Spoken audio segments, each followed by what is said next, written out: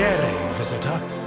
You are about to embark on a journey of discovery through the rich and fascinating history of classical Greece. You'll become fully immersed in the painstakingly detailed world built for Assassin's Creed Odyssey, which you are free to explore at your own pace, without any danger or time pressure. For a directed experience, take one of the many guided tours curated by prominent historians and archaeologists. Along the way, exchange words with some of Greece's most famous historical persons. The classical Greece you are about to explore is at the peak of its glory. This period is synonymous with grand accomplishments of the physical and the mental. Architectural marvels which still stand today dot its landscape, while towering achievements in philosophy, political systems, and art still influence our modern society in profound ways. We hope you become engrossed in the dazzling riches of ancient Greece and welcome you to your visit.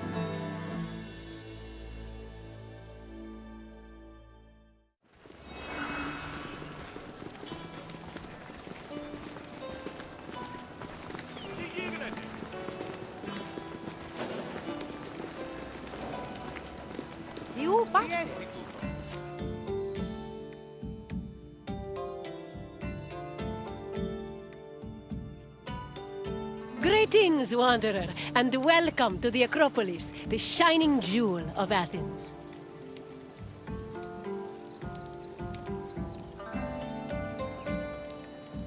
My name is Aspasia.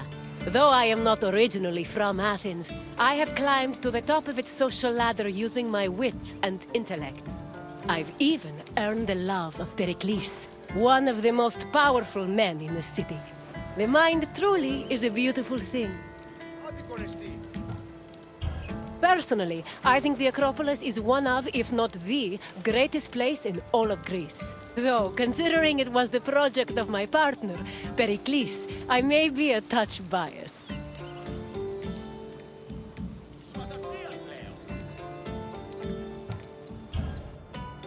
The Acropolis of Athens is a bastion of art and culture worthy of the gods themselves. Within this citadel, you will find many important sacred buildings, as well as some of the most magnificent art in all of Greece. You are in for a very enlightening visit. When you're done, come find me, and we can discuss the things you have seen. Farewell for now.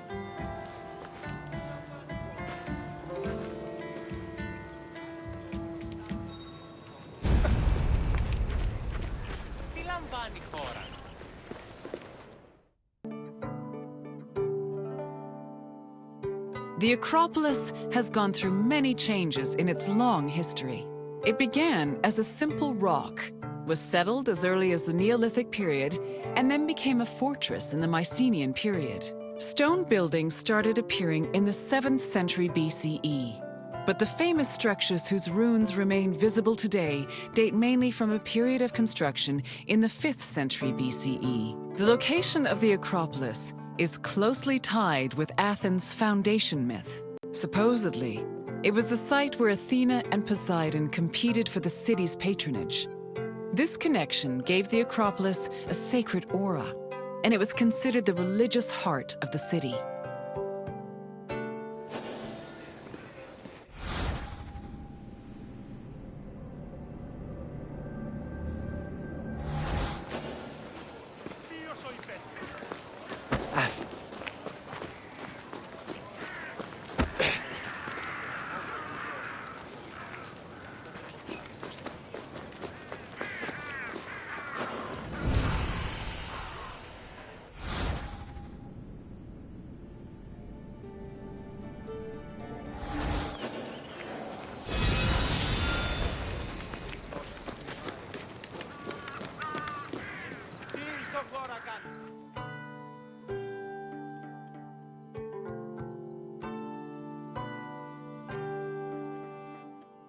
The Temple of Athena Nike was built on the remains of old fortifications from the Mycenaean era.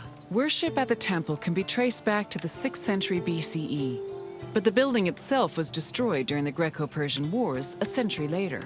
It was rebuilt during the Peloponnesian War. Given that the name Athena Nike roughly means Athena of victory, it was likely constructed in the hopes that Athens would win the war.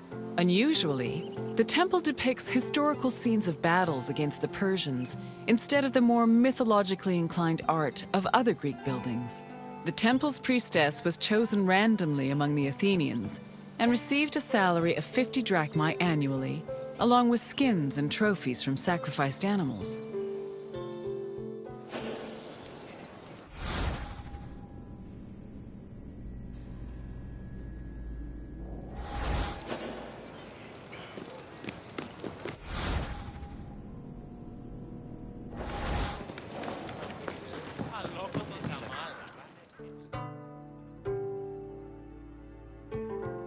The Acropolis was built up over a long period, due in no small part to its partial destruction during the Greco-Persian Wars. It was in the 5th century BCE, though, that the Acropolis received its most significant improvements. This period was an extremely prosperous time for Athens, both financially and culturally. With a booming economy bolstered by trade and the Lavrion silver mines, Pericles, the leader of Athens, financed a huge project to rebuild the citadel. He enlisted the help of renowned artists, like the sculptor Phidias, as well as the architects Iktinos and Callicrates. Together, they erected buildings like the Parthenon and the Propylaea Gateway. Pericles' goal was to make the Acropolis into a glorious monument to the gods and to mortal Athenians.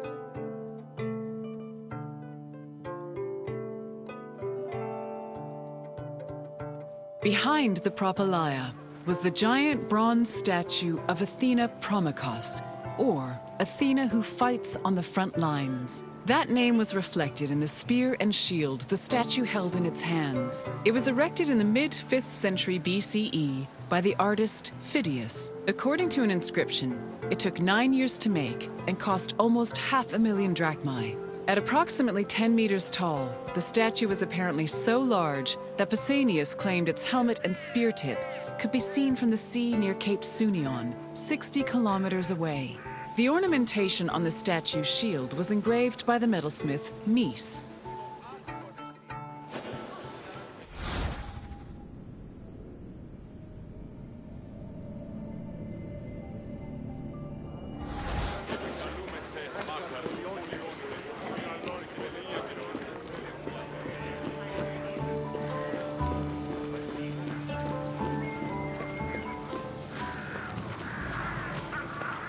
The Aerophoroi were young girls between the ages of 7 and 11 who were in charge of special rites.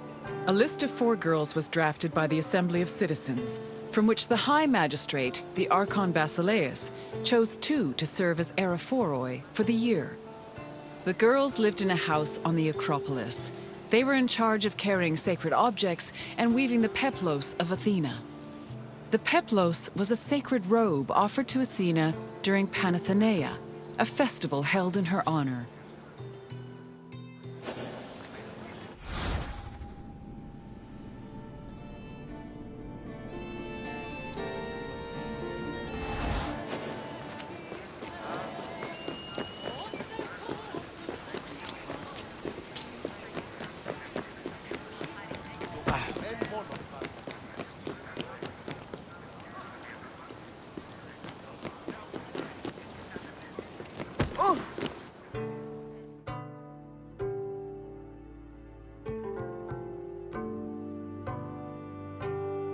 The Erechtheion was an atypical temple. It was dedicated not only to Athena Polias, but also to Cecrops, the mythical founder of Athens, his son Erechtheos, and even Poseidon, the sea god who challenged Athena for possession of the city. The temple was divided into sections. The eastern part housed a statue dedicated to Athena, while the western section jointly belonged to Poseidon and Erechtheos. Meanwhile, King Cecrops' grave was believed to be under the caryatid porch. Under the temple was a crypt that was said to contain the sacred snakes of Athena. The snakes may have had a sweet tooth because the priestesses of Athena allegedly fed them honey cakes.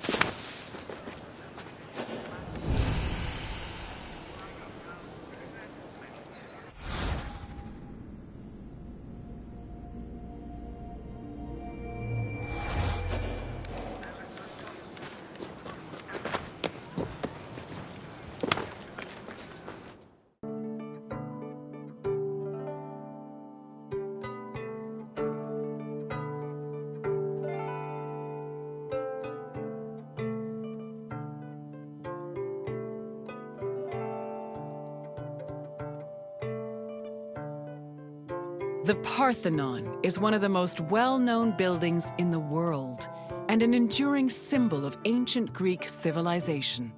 While it is located on the Acropolis, the building is not a traditional temple. It was built by the sculptor Phidias and the architects Callicrates and Ictinus as a great monument to the glory of the city of Athens. That glory is evident in its many carvings. One of the most carved monuments in Greek architecture, the Parthenon's decorations depict several mythological scenes. These include the birth of Athena, her fight against Poseidon for the patronage of Athens, the gods' battle with the giants, and the procession of the great Panathenaea.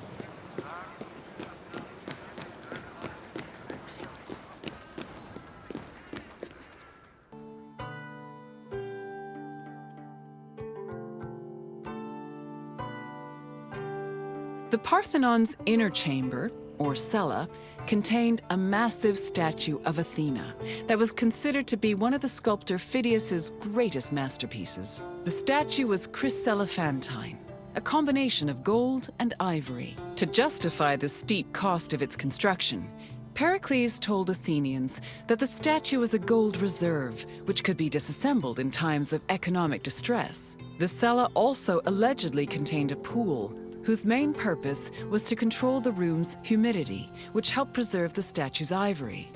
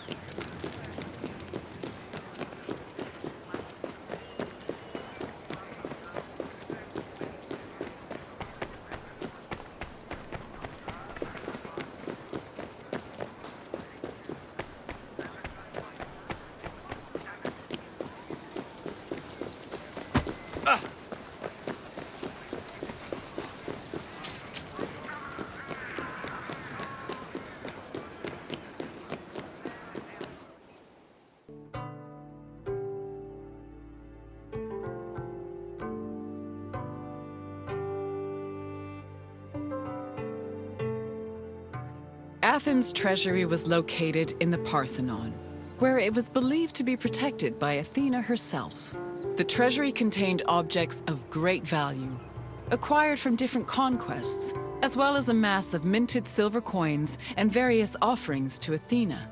Pericles also decided to move the entirety of the Delian League's treasure to the Parthenon in 454 BCE. This was a great testament to Athens' power over the rest of Greece. The riches were divided into two parts, the Demosia, which belonged to the city, and the Hiera Cremata, which was dedicated to the goddess and only used for religious purposes.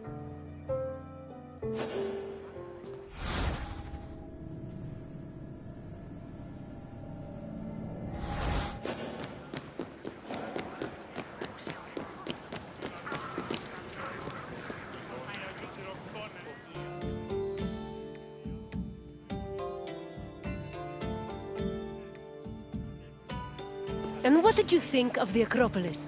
It truly is quite something, isn't it? A sacred sanctuary and an architectural marvel, all in one. If you have any questions, don't hesitate to ask.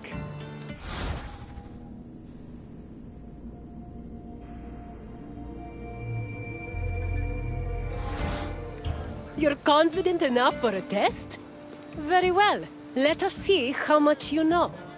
Which two gods competed for Athens' patronage? Correct. It was Poseidon and Athena who fought for Athens' patronage. As for who won, the answer is in the city's name. On to the next question. Who sculpted the statue of Athena in the Parthenon? Correct. The renowned sculptor Phidias made the statue, which was considered one of his masterpieces. And now, the final question. Which king's tomb was believed to be under the caryatid porch?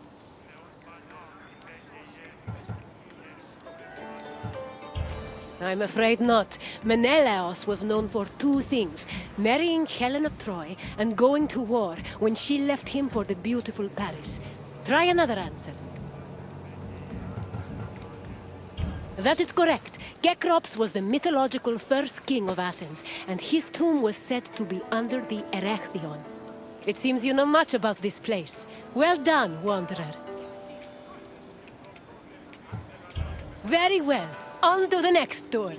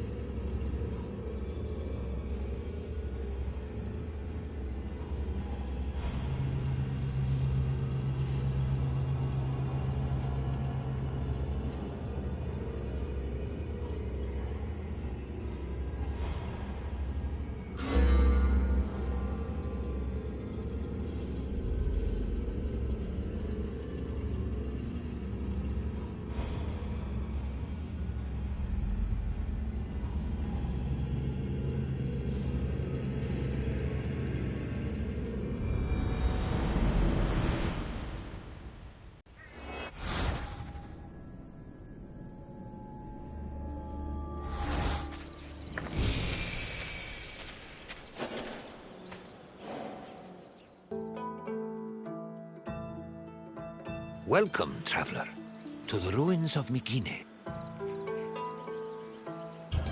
My name is Herodotus, and I am a traveler from Halicarnassus. I retrace the cause of various events, such as wars and great calamities.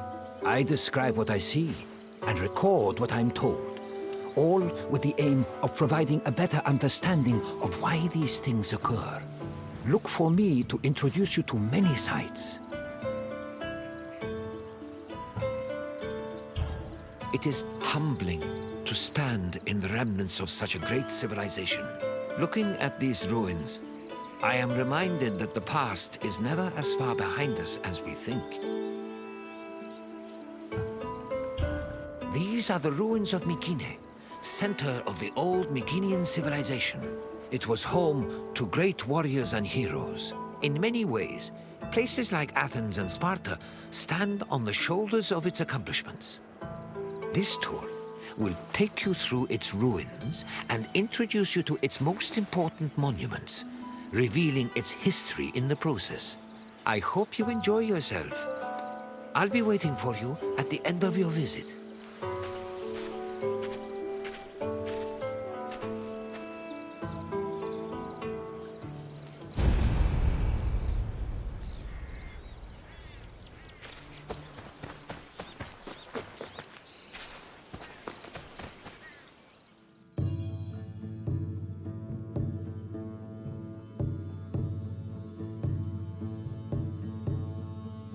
The Mycenaean civilization flourished in the Late Bronze Age between 1600 and 1200 BCE. During this period, it was mainly located in the Peloponnese and central Greece. Mycenaeans were known for exploring distant lands.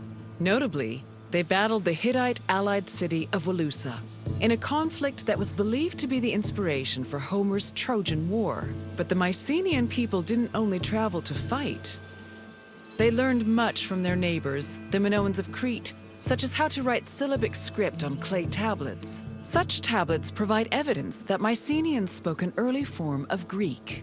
They also tell of how great Mycenaean kings ruled over their warriors from opulent palaces in places like Mycenae, Thebes, and Knossos.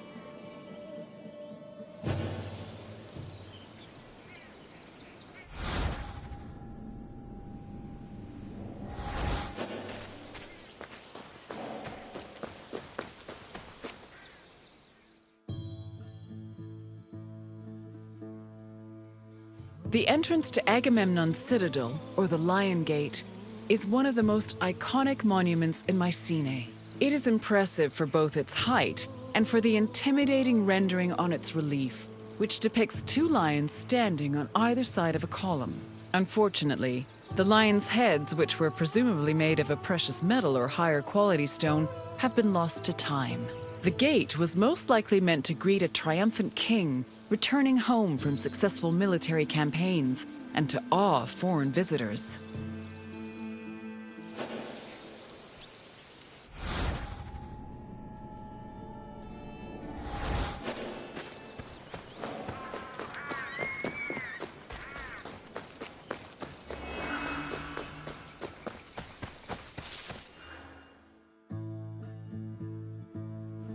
When these shafts were discovered by archaeologist Heinrich Schliemann in 1876, he believed the 6 gold-filled graves to be connected with the family of the great king Agamemnon, even going so far as to proclaim a gold mask he found within to be the death mask of Agamemnon.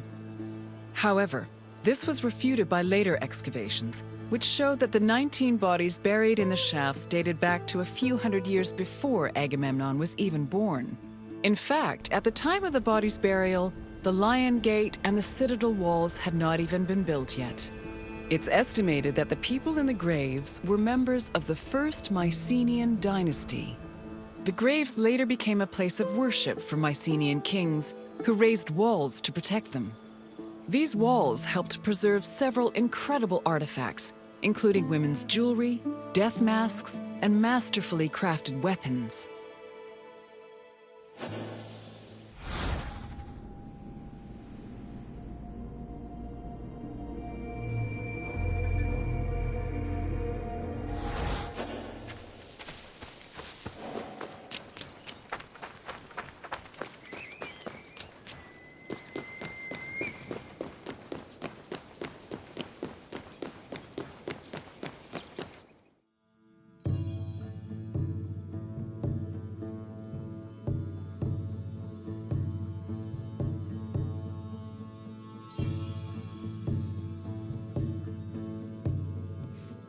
By 1250 BCE, Mycenae was at the height of its power, and its living quarters and workshops were numerous. Houses were built everywhere, from the top of the palace's hill near the king's residence to the slopes and terraces within the walls, to the nearby hills outside the citadel.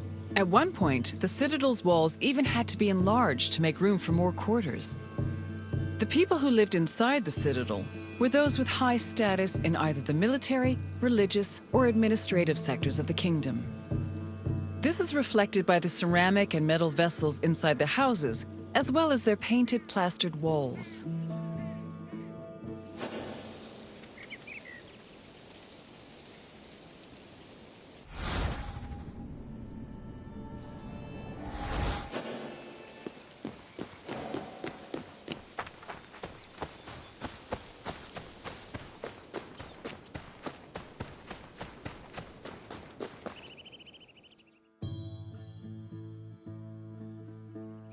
A traveler seeking an audience with the king would have first ascended a steep ramp from the Lion Gate to the citadel's summit. Here, they would have walked into the palatial complex through a grand entrance called the Propylon.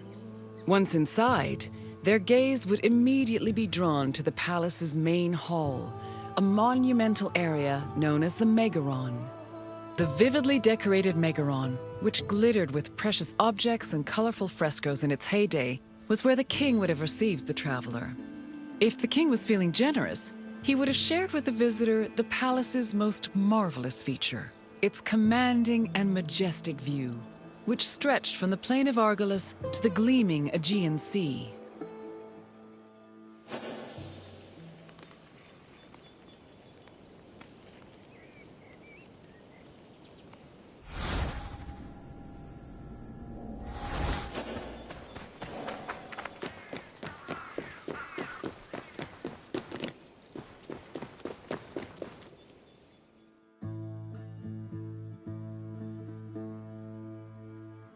It was in this palace where a legendary Mycenaean king like Agamemnon would have held court. According to Homer and other poets, Agamemnon led the Greeks in the sack of Troy. Stories say that he was a fearsome warrior on par with Achilles, but also an overly ambitious and arrogant ruler. He sacrificed his own daughter, Iphigenia, to convince Artemis to grant his ships passage to Troy. After conquering the city, he returned to Mycenae with mounds of riches, and a Trojan named Cassandra as his concubine. Agamemnon's wife, Clytemnestra, was not pleased with her husband's sacrifice of their daughter. She plotted to murder her husband out of anger. The plot was successful, and, depending on the version of the story, Agamemnon was either murdered in his bath by Clytemnestra or killed by his cousin Aegisthus during a banquet.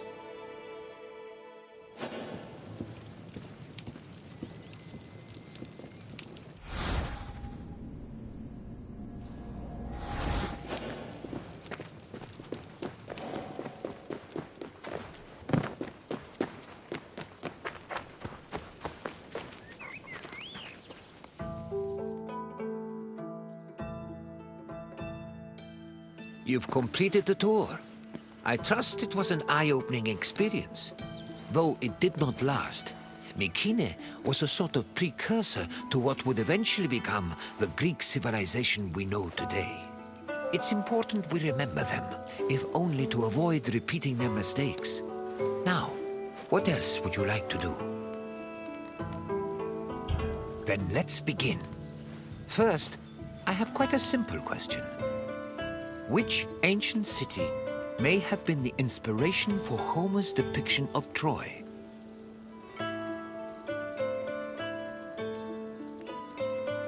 Yes, the Mycenaeans' conflict with the city of Wilusa allegedly inspired Homer's Trojan War.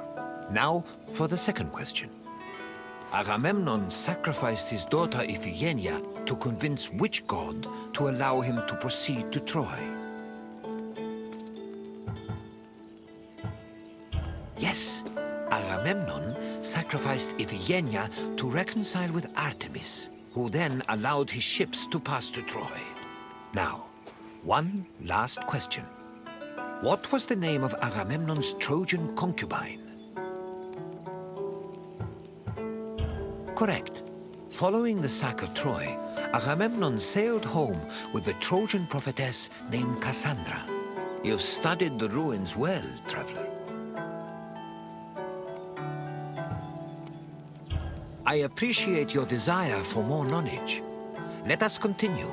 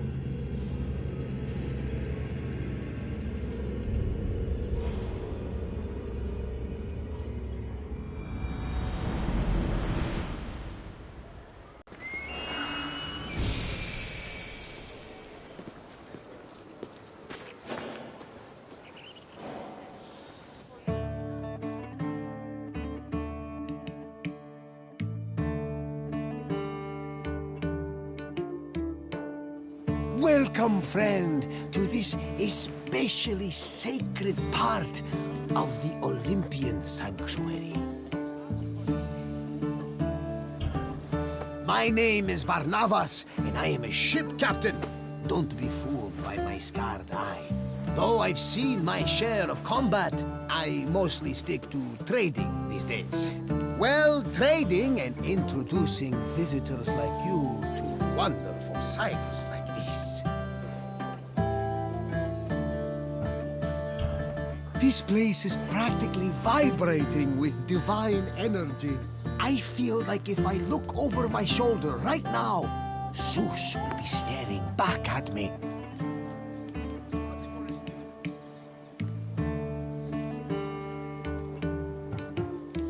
The sanctuary of Olympia was dedicated to Zeus, king of the gods. It had close connections to the divine, as you will see very soon. I'll come find you when you're done, and we can talk about what you've learned.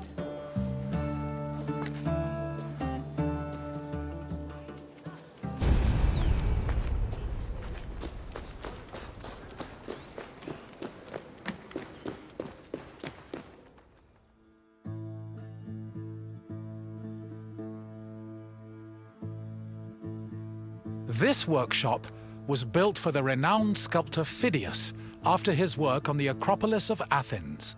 In 435 BCE, Phidias came to Olympia to begin working on the great chryselephantine statue of Zeus.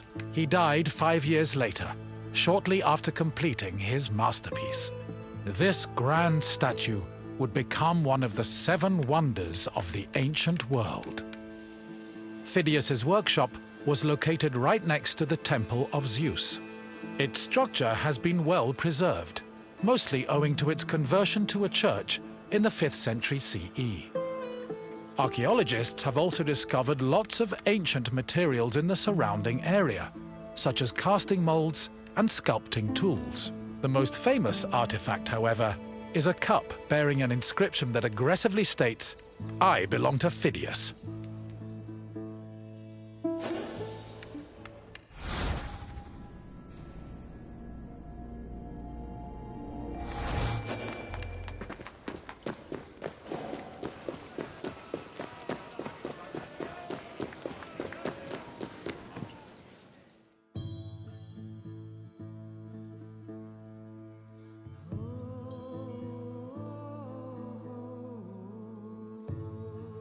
On the 5th and final day of the Olympic Games, victors attended a ceremony where they were crowned with olive wreaths and showered in flowers.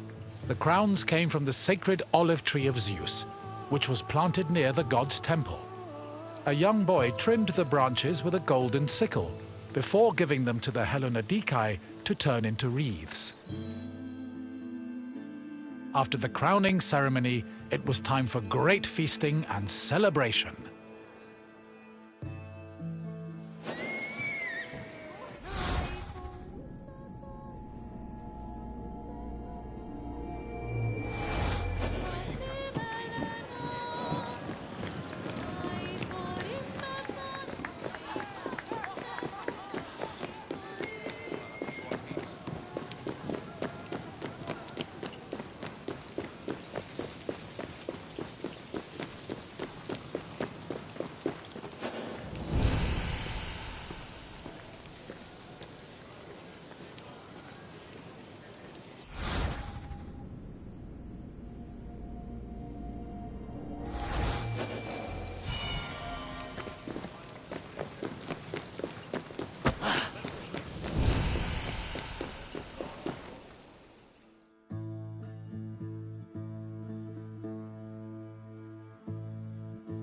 Pelops was both a legendary Greek hero and the mythical founder of the Olympic Games. According to legend, Pelops fell in love with the beautiful Hippodamia. Her father, Oenomaus, the king of Pisa, disapproved of their union.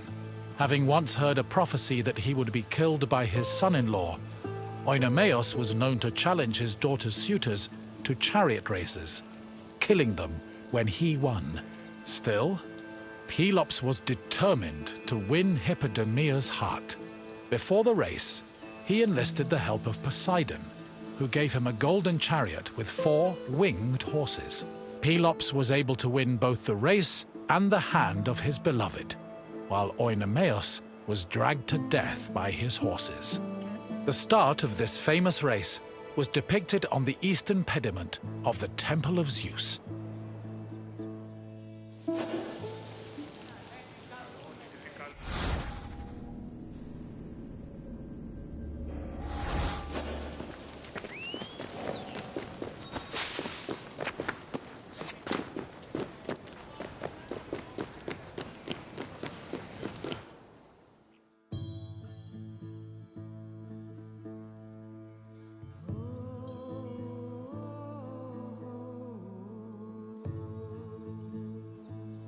The Heraion was a temple dedicated to Hera.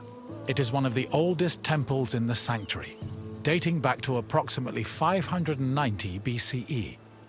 The structure included columns painted with images of women who won the Heraia, an athletic competition made up of running events. Every 4 years, 16 women were chosen to make a veil dedicated to Hera. These women also organized the competition, though they did not compete in it. The Heraia was unique for its focus on female athletes, in contrast to the male-exclusive Olympic Games.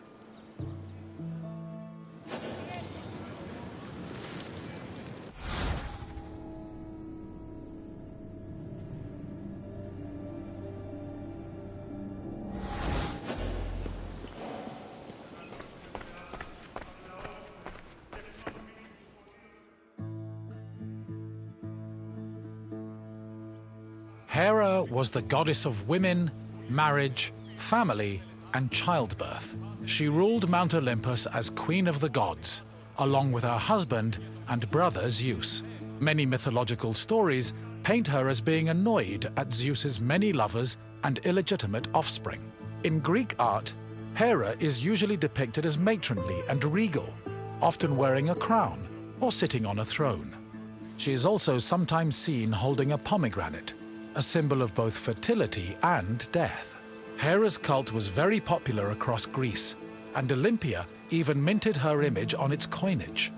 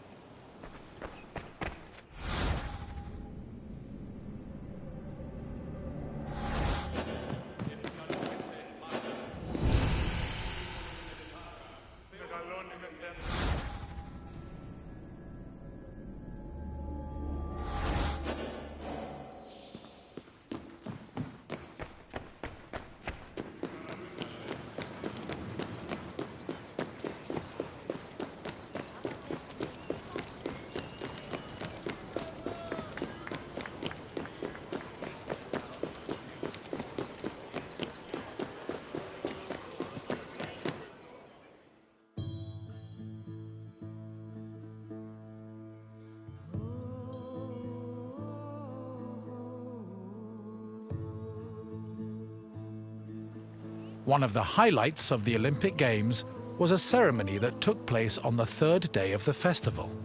It began with a procession of athletes, ambassadors, Hellenodikai, and animals.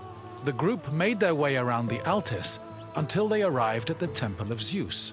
Then the animals were brought in front of the altar of Zeus and offered as a sacrifice. This sacrifice was known as a hecatomb, a word that originally described the sacrifice of 100 oxen. During the hecatomb, the bones and legs of the animals were burned and carried to the top of a mound of ashes from previous sacrifices. Meanwhile, the meat of the animals was saved for a large banquet held later in the evening.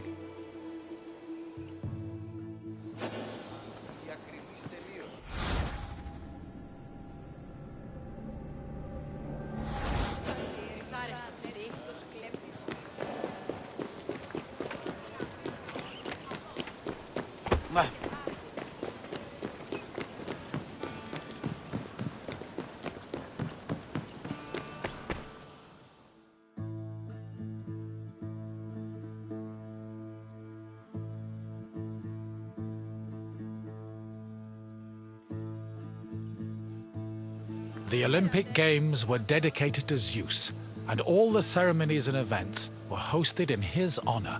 It is no surprise that the largest temple in the sanctuary was the Temple of Zeus. While most temples were restricted to priests, the Temple of Zeus welcomed all who visited Olympia. This openness was most likely meant to show off the gold and ivory statue of Zeus that stood within the temple's walls. The building also featured art depicting both versions of the Olympic festival's founding myth.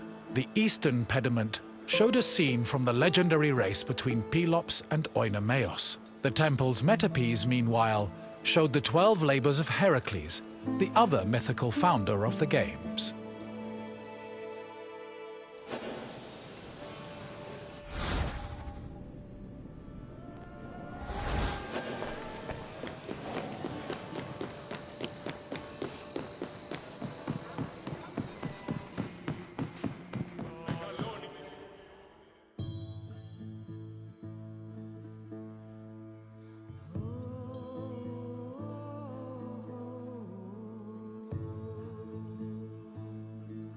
Zeus was the god of sky and thunder, and king of the Olympians.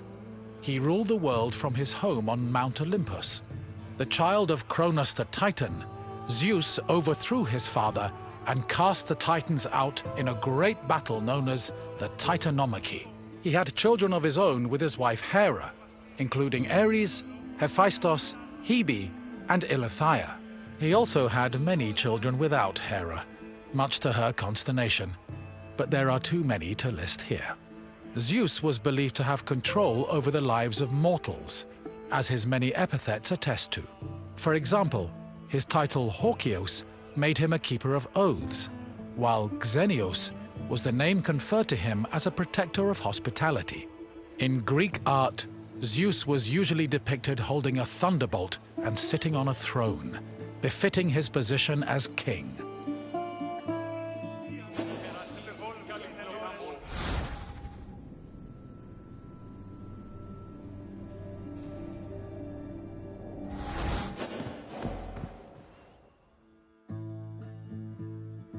The Temple of Zeus was home to the chryselephantine statue of Zeus, one of the 7 wonders of the ancient world. The statue, made of gold, ivory, and wood, was sculpted by the renowned artist Phidias. At 13 meters tall, it was as impressive looking as it was difficult to maintain. Oil was used to protect the wood and ivory from cracking and to prevent general decay. While the statue does not exist today, it was thankfully described by Pausanias in great detail, so its legacy lives on.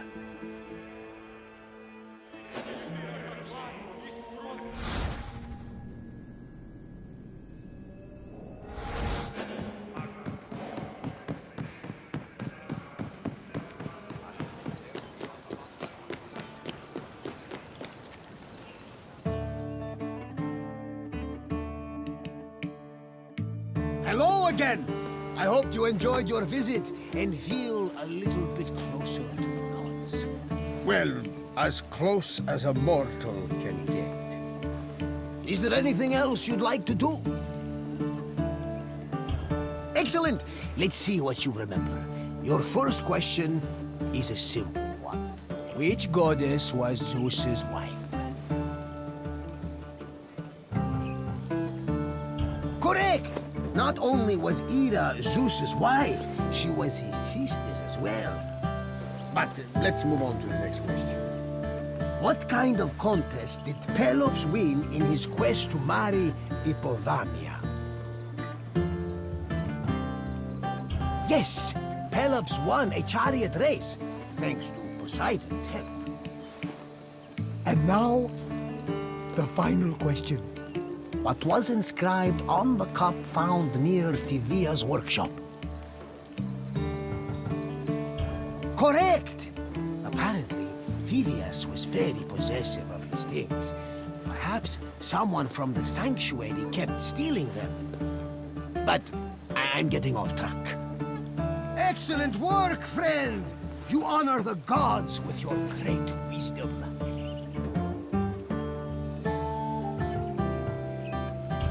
Farewell for now, my friend.